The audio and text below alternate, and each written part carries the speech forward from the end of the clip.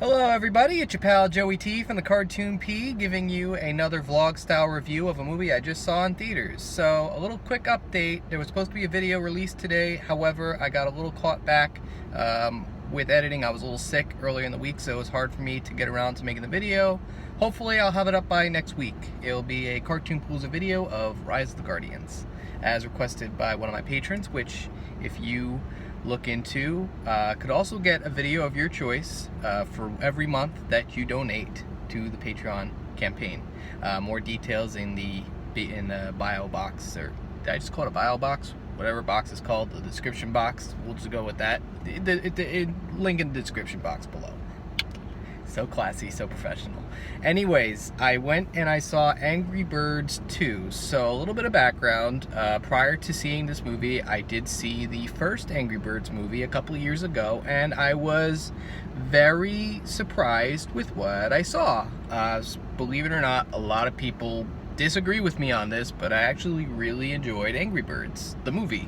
I was a little surprised because when the movie came out, there was another movie called Trolls that I absolutely despised, that treated emotions in a different light, and to me the message of that film was the complete opposite of what Angry Birds did that year, which was kind of encourage people that anger is not necessarily a bad thing to get rid of. I know it's not a message it really harped on, but it was very unique for an animated movie to talk about that. I think that's an important message that a lot of movies don't really share, which is anger is an emotion. We can't get rid of it. We can learn to live with it. Inside Out did it, and I feel like it's great that we're seeing movies that talk about emotions like that, even if it is a video game tie-in movie. And I guess it made enough money for a sequel to come out, and they went from one of the big Simpsons writers, Joe Vitti, or John Vitti, I'm not sure, correct me if I'm wrong, that's what you guys do in the description box anyways. Again with that description box, comment section. I'm off my rocker today, so ignore all that crap. Anyways, the movie is directed by Thurip Van Orman, the sequel. They went from Vitti to Van Orman. Oh my gosh, I'm doing horrible today. I apologize. If you guys didn't know, I did a video on a show he created, The Marvelous Misadventures of Flapjacks, one of my favorite Cartoon Network shows from the 2000s, along with Chowder. So it makes me kind of happy to know that he got a gig directing a feature-length movie. And from what I gathered, I really enjoyed it. I mean, I had a little bit of higher expectations for it, but I'm very happy it's doing very well. It's got rave reviews. It seems like it's making back its money, and I think this is great considering that Thurip Van Orman, he's one of the best animators working in the business. Like I said, definitely check out Marvelous Misadventures of Flapjack. I feel like knowing that going into this can give you a understanding of what he's all about. He's very unique. The show itself is very unique. It has a very unique flair to it, whereas they'll utilize not just traditional animation, but all forms of animation. Parts and bits of that transcended went into this movie too. Like, you'll notice that. But for the most part, I think he was given a task. You're directing an animated tie-in that's also a sequel to a movie. Give us what you got, and for what he did, it was very good. So, going back to the characters to the first movie, you got Red, voiced by Jason Sudeikis. He and the pigs are in an ongoing battle because, well, that's the point of the games. It's that the birds, they attack the pigs provoke them. You know, that's the video game in a nutshell.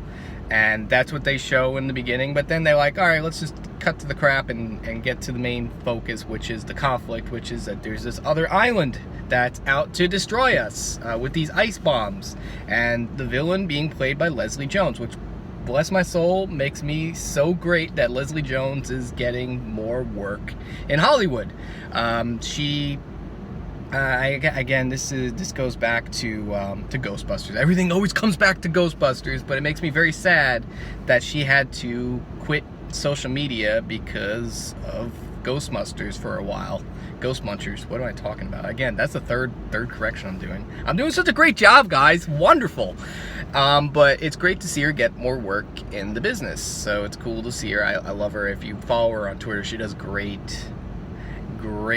commentary to TV shows like Game of Thrones. So it's really cool to see her in a feature film. She's playing the villain, but she does a really good job. I pretty much just summed up the plot to the film. That's really all you need to know going into this. There's a story involving Red's character, his loneliness, and trying to overcome his feelings, which was basically the plot to the first movie too. But I feel like they focus more on the specific idea of teamwork, as most family films do. So I mean, that's one of the big flaws, not necessarily flaw, but one of the things that might keep the general movie-going audience, I guess older people watching the movie, from watching the movie, which is essentially true tropes, cliches, things we've seen in other movies. This isn't reinventing the wheel, it's perfecting it. This is a basic film plot, but then so is Toy Story 2. That didn't necessarily reinvent the sequel, but it's a great sequel. I mean, I guess it's the best comparison I can come up with at the moment.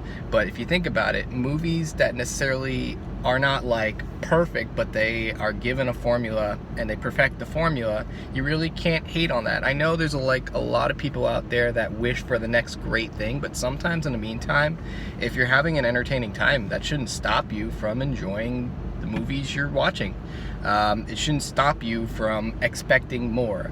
I mean, it's kind of a middle way road approach to say how you criticize movies, but if you think about it, we have such high expectations over what we want out of our movies that normally, if things could get worse, this is what you got. I mean, in a day and age where every movie now is going to be a Disney movie, thankfully, because of the Fox-Disney merger, and God knows what other company Disney's going to take over, it's good to know that there are other ways and other forms of entertainment that are doing a good job to, open up the market. So I guess I can praise the movie for that.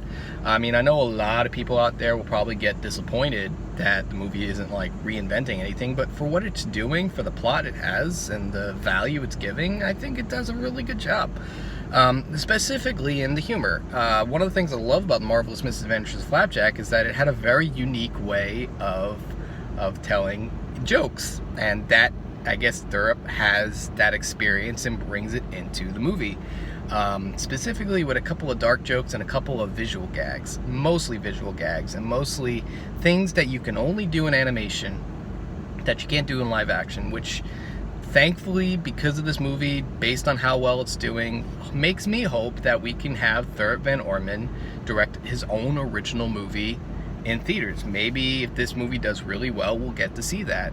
For what I know, there's a couple things in the movie that I think were done really well that most movies aren't really doing nowadays, which is side plots. There are movies that do side plots, but the thing about this movie is that it has a unique way of utilizing side plots so that it doesn't feel like filler, even though it kind of is.